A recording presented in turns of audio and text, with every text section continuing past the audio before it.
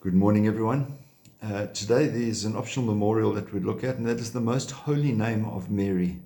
And I think it's an important one to bear in mind, always to give recognition and respect for the name of Mary. And not just the name, but the person who bears that name. We understand, of course, that at the time that Jesus lived, there were many Marys. Mary of Magdalene was one of those that possibly is better known, but there were others. So the name of Mary is significant to Jesus, and therefore should be significant to us as well. Let's have a look at the readings then for today. And the first reading is the letter of St. Paul to the Colossians, chapter 2, verses 6 to 15. And in there we see St. Paul says, "You must live your whole life according to the Christ you have received, Jesus the Lord." I'll just say that again. You must live your whole life according to the Christ that you have received.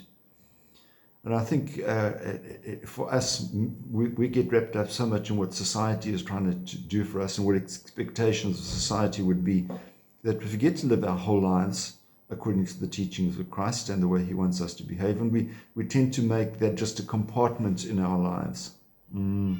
That in fact we might sort of say, well, we would go to church on Sundays, and then as you walk out of church, get into the car, then everything else. We've done our bit for God for the week, and that's all over and done with.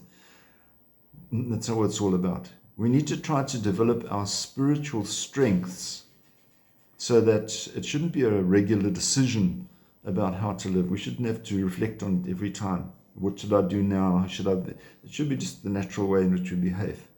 It's the person that we become. It should be a state of mind which can only be achieved, really, I think, by improving our relationship with Christ.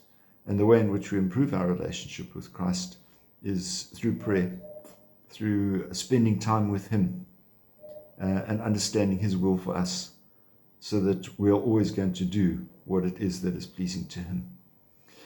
You have a wonderful day, and we'll see you again. God bless. Bye-bye.